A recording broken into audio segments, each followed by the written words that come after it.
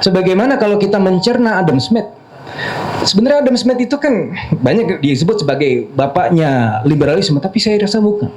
Karena apa yang disampaikan oleh Adam Smith itu, what market works through an invisible hand. Nah, invisible hand itu hands yang siapa? Kalau kita lihat ini bukunya Al-Amwal, itu kan Wealth of Nation, Al-Amwal itu kan bercerita mengenai kondisi di zaman Nabi Muhammad dulu, yang mana ada satu diriwayatkan oleh Anas bin Malik, ada satu sahabat protes harga-harga naik, kemudian disampaikanlah kepada Nabi Muhammad pada saat itu, dan Nabi Muhammad bilang sebagai pemimpin umat dan pemimpin pemerintahan pada saat itu, yang berhak mengatur-ngatur harga hanya Tuhan.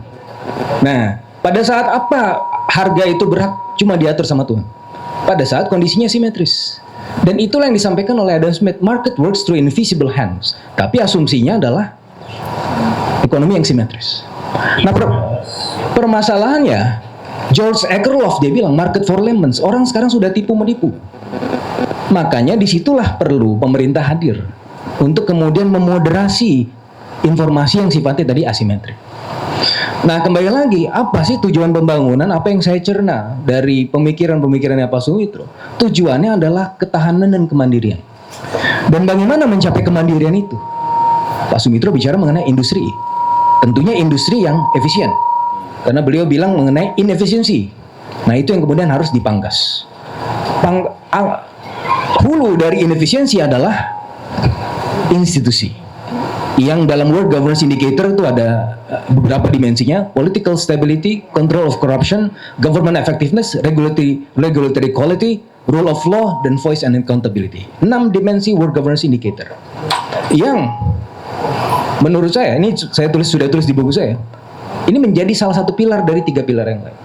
Jadi untuk kemudian memfungsikan industri itu butuh 3 pilar. Infrastruktur sudah kita jalankan selama 10 tahun kemarin. Tapi 1 pilar saja tidak cukup. Butuh 2 pilar yang lain. Pilar yang kedua adalah pilar tadi yang disampaikan oleh Bang Pandu, human capital.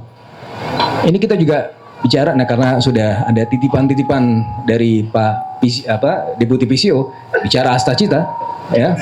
Maka investasinya itu harus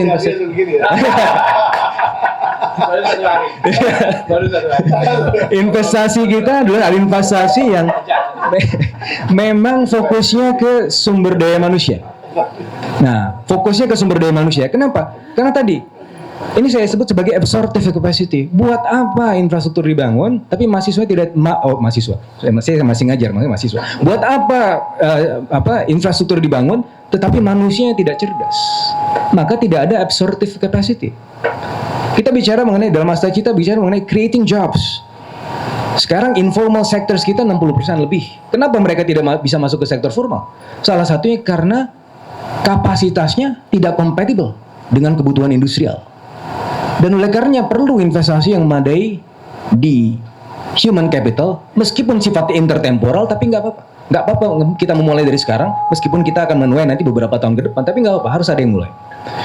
Nah, industri, human capital, dan tentunya pembangunan harus pembangunan yang sifatnya inklusif. Makanya ini ada Pak Wali Kota Depok di sini. Jadi saya di UI saya selalu bilang, ini buat apa ada UI kalau Depok itu tidak maju-maju? Buat apa? UI hanya kemudian memikirkan UI hanya memikirkan dirinya sendiri.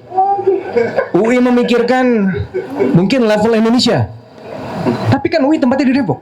Nah, bagaimana? Gak pernah mikir Depok. Tanya aja Pak Wali Kota nih, Pak. Ya? Jadi memang harus bangun dari bawah. Sebagaimana yang disampaikan Amartya Sen juga. Sebagaimana yang disampaikan oleh Nicolas Sarkozy dalam Sarkozy Report. Sarkozy ini punya 3 ekonom besar yang waktu itu di-hire untuk menulis Sarkozy Report tahun 2008. Amartya Sen, Stiglitz, sama Fitoussi. Bercerita mengenai well-being. Jadi tidak hanya bicara mengenai kondisi moneter, tapi kita bicara mengenai kondisi well-being. Bagaimana quality of life itu bisa meningkat. Nah, itu adalah kita bicara mengenai pembangunan.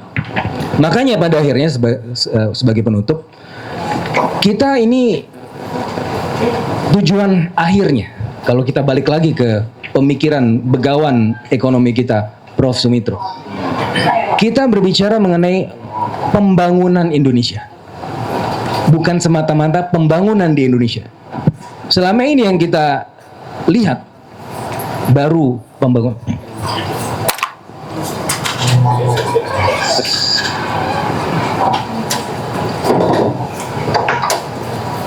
Bu Tin mau pamit, mungkin bisa. Terima kasih. Oh, mau toilet. Oke. Jadi sebagai penutup, kita bicara sekali lagi bukan pembangunan di Indonesia. Kalau pembangunan di Indonesia without an adequate absorptive capacity, maka orang-orang hanya bisa menonton. Tapi yang kita lakukan ke depan adalah pembangunan Indonesia. Pembangunan yang lebih inklusif, yang menurut Acemoglu adalah inclusive economic institutions. Tidak hanya menguntungkan segelintir elit, tetapi mengikut sertakan segenap masyarakat untuk lebih berpartisipasi. Itulah pembangunan Indonesia, dan itulah ide yang ingin disampaikan oleh Pak Sumitro melalui pemikiran-pemikiran selama ini. Terima kasih.